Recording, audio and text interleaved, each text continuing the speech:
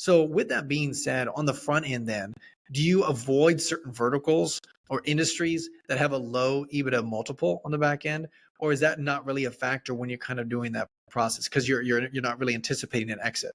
Yeah, ignore the back end. So what you're referring to is front end, X companies wanting to sell. That's the front end multiple. So a taco truck makes $10 million of revenue a year, makes $1 million of profit a year, has $9 million of costs, so it makes $1 million of profit. That EBITDA of that company, the cash flow, the net profit, whatever you want to call it, is $1 million of EBITDA. What EBITDA multiple do you apply to that business?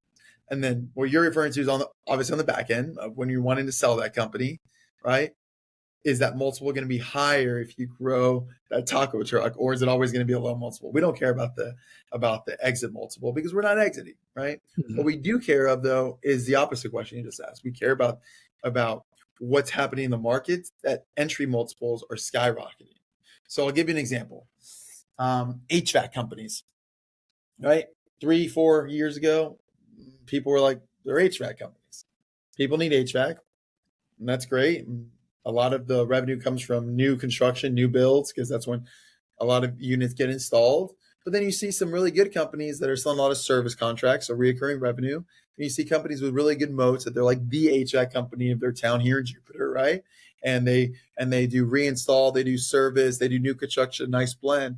And people are saying that's non-cyclical. People would rather have air conditioning than water, And it's like, this is a genius industry. It's not a nice to have, it's a must have. So then private equity wakes up to it. And private equity, the big guys, the HIGs, the Trivest, the Jordan companies, the multi-billion-dollar funds are like, HVAC's where it's at.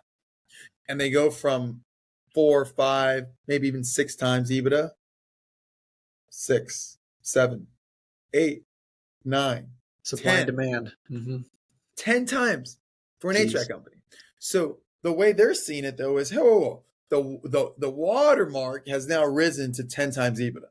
So if we buy this HVAC company in Jupiter, Florida that does 5 million of EBITDA, we buy it for 10 times for $50 million, right?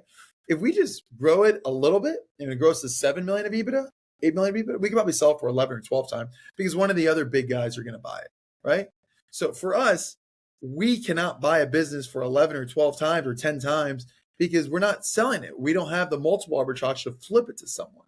So if there's industries that private equity is just waking up and wanting to pay crazy boku's amount of money for, we don't compete in those.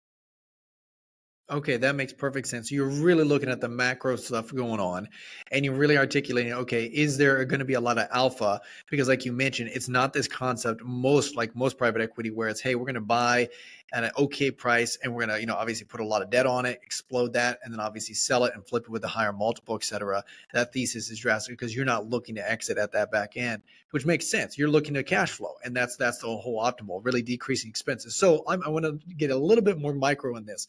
So when there's really only a few ways to really grow a business, obviously increase prices, sell your current customers more stuff, or really get more new customers, right? Those are the three really the paths. Or there's obviously other growth trajectories as well to increase the margins as well. You can decrease the expenses. And like I mentioned, obviously increase prices and so forth.